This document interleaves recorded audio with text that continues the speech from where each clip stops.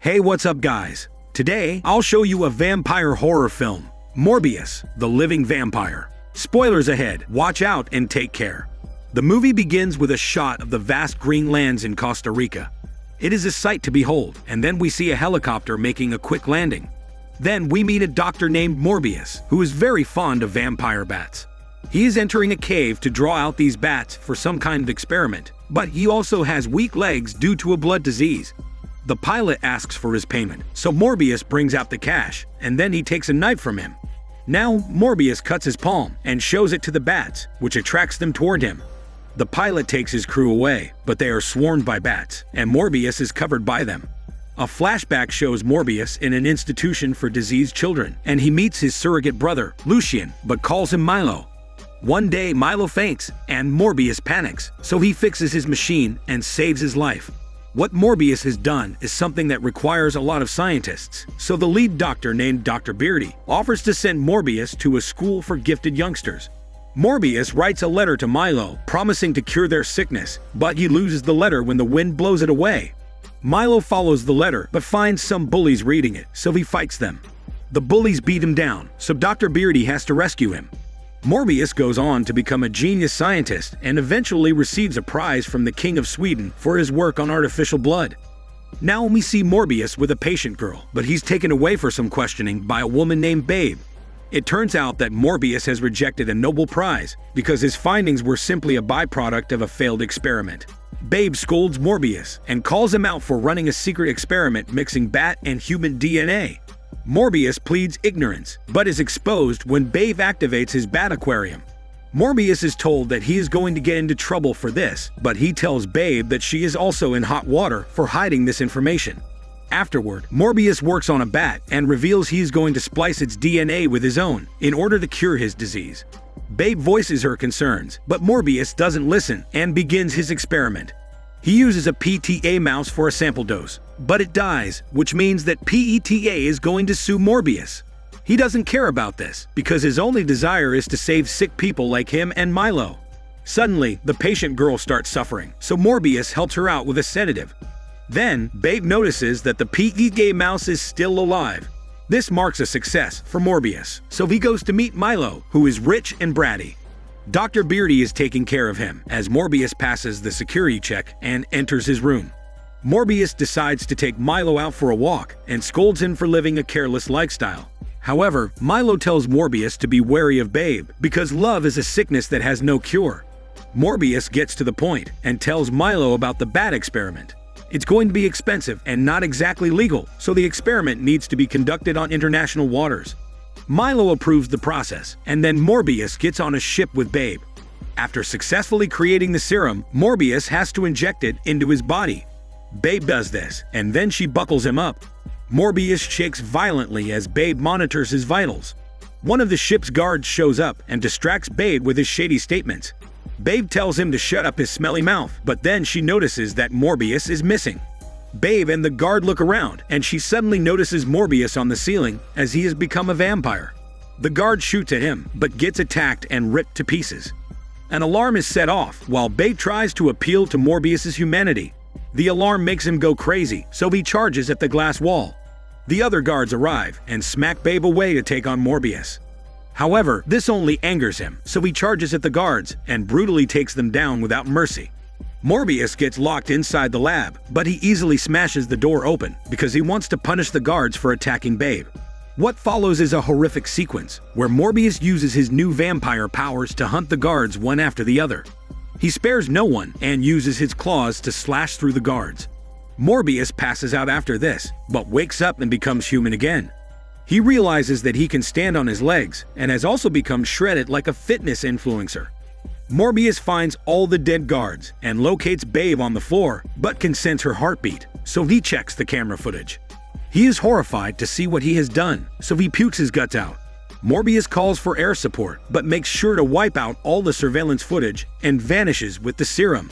A bald cop named Baldy and his hairy assistant, Harry, reach the scene and are shocked to learn that all the victims were drained of their blood.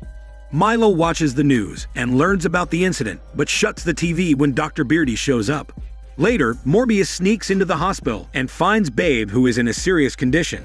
Then, he goes back to the lab, but loses the functioning in his legs, so he drinks some artificial blood.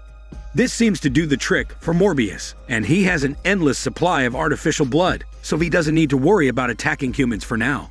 Morbius steps into the Bat Aquarium and is welcomed by them, so he feels like Batman. He then channels his Bat Radar, which works through echolocation. Morbius trains his powers and starts timing himself. He realizes that artificial blood is reducing its effectiveness, so he will eventually need the real thing. Morbius locks himself inside a room to test what happens if he stays without any blood and the results don't look good. He needs to drink blood to counter his illness, but the problem is that he can't repeat what happened on the ship. At night, Milo goes to check up on Morbius, but finds him fighting for dear life. Morbius needs blood, so Milo gives it to him and revives his vampire powers. Milo is glad to see his friend freed from the illness, but Morbius says he can't give the serum to Milo. This is because he can't control his vampire urges, but Milo argues that he deserves to live just as much as Morbius. After a brief argument, Morbius tells Milo to get lost, and this makes him upset. Babe comes back to her senses and is greeted by Cop Baldy and Harry. She is told about the incident and is shown some images of the dead guards. Babe refuses to answer any questions, so the two cops leave her alone. Later, a nurse senses something following her inside the hospital and runs as fast as she can. However, she gets attacked by a vampire hand, which implies that this might be Morbius. The next day, Morbius sits next to Babe, but senses something on his Bat Radar. He sees the latest victim and worries that he might have caused this mess. Morbius collects a lot of artificial blood and tries to make an escape, but he is stopped by Cop Baldy and Harry. They question him for a bit, but Morbius acts calm. The cops are told about the nurse victim, so they arrest Morbius, suspecting him to be the killer because he has always liked bats. However, Morbius activates his vampire powers and tries to make an escape in a hectic sequence. However, the wind seems to stop him, and he is caught by Cop Baldy. Cop Baldy and Harry show up with holy water for added security. Morbius isn't able to answer for the death of the nurse, but he needs his artificial blood because he's getting hungry. The cops can't help him with this, so Morbius acts fierce and causes them to leave. Now Milo shows up as his lawyer, although he never finished law school.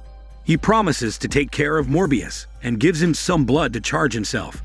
However, Milo leaves without his walking stick, and we learn that he is fit as ever. This means that he had sneakily taken the vampire serum from the lab and has now become a vampire as well. Morbius is angered by this, so he drinks the blood and unleashes his vampire powers. He breaks out of prison and uses his Bat Radar to hear Milo attacking an innocent man. Morbius confronts him in front of everyone, and that's when Milo confesses that he was the one who ended the nurse. He doesn't have any guilt and instead asks Morbius to have some fun with their powers. However, Morbius feels like Milo has changed, and he tells him that they must stop this madness. Milo is in no mood to argue, so he transforms and attacks Morbius. The vampire men get into a brutal showdown without any care for the people around them.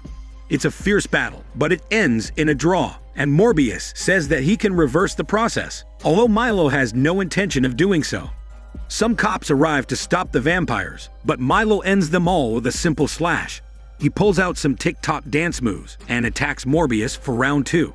However, Morbius can sense a train approaching him, so he uses the wind force to fly away from the scene. Cop Baldy and Harry witness the aftermath and decide to keep a peeping eye on Babe.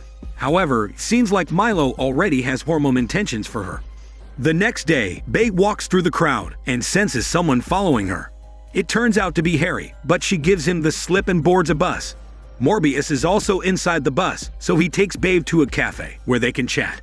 Babe knows that Morbius is innocent, but he tells her that he needs to figure out a way to survive his bloodlust, otherwise he will become like Milo when the artificial blood stops working. A couple of shady men arrive and try to use fake currency, so Morbius uses his Bat Radar. He can sense that the shady men have a shady lab, so he follows them after telling Babe to pick up something from his own lab. Morbius takes his blood supply and locates the shady lab, after which he threatens the shady owners to leave.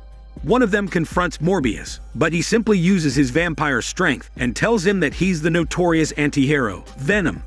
The shady owners run away like scared chickens, and then Morbius gets to work on his new lab. Meanwhile, Milo improves his TikTok dance moves and flexes his vampire muscles in front of the mirror. He goes to a club later and starts flirting with a pretty girl. He is just about to confirm a hormone yoga session, but then the girl's boyfriend gets aggressive. Milo tries to act classy, but gets punched, and it awakens his vampire desires. He doesn't do anything at the club, but waits for the men to leave and slices them down in the alley without mercy. Babe sneaks into the lab, but finds Milo already there. He tries to make conversation, but Babe tells him to get to the point. Milo wants to know where Morbius is, but Babe pleads ignorance. Milo can sense her heartbeat, so he knows she's lying. Cop Baldy and Harry check Babe's place, but find no one there, not even her cat. Babe can be seen feeding her cat at the shady lab, but she cuts herself, and the blood awakens the vampire inside Morbius. She gets him to calm down his vampire muscles, and they talk about what it's like for him to be a vampire. Later, they go outside and even share a smelly kiss without using their tongues, which catches the bat radar of Milo. Meanwhile, Cop Baldy and Harry go to the club's crime scene, where the boy and his friends were slashed down. They review the security footage and see Milo in vampire form. This is broadcast all over the news, and everyone starts calling Milo a copycat killer. Dr. Beardy also sees the news, so he tells Milo to take artificial blood. However, this doesn't do the trick for him anymore, and he says he will make Morbius accept who he is. Dr. Beardy is not of the same opinion, so Milo becomes a vampire and slashes him down without vampire mercy. Now Babe goes through vampire myths and wonders whether a holy cross will work on Milo. Morbius is willing to believe this theory, and then he creates an antidote to his condition. This is like poison for Morbius, but he's willing to put an end to what he started. Babe is told to go away because it's not safe for her to be around Morbius, especially because his artificial blood is barely working anymore. Just then, he gets a call from Dr. Beardy, who tells him about Milo, so he rushes to the scene. Morbius finds Dr. Beardy, but he passes away after telling him to stop Milo. To make matters worse, Morbius hears Milo slashing Babe on his bat radar, so he rushes to save her sexy body as well. It's too late to save Babe, so she tells Morbius to drink her blood as she bites his tongue and takes a sip of his own blood. This turns on his vampire mode, so Morbius drinks Babe's blood for a power charge. Milo shows up in vampire form and tells Morbius that they only have each other now.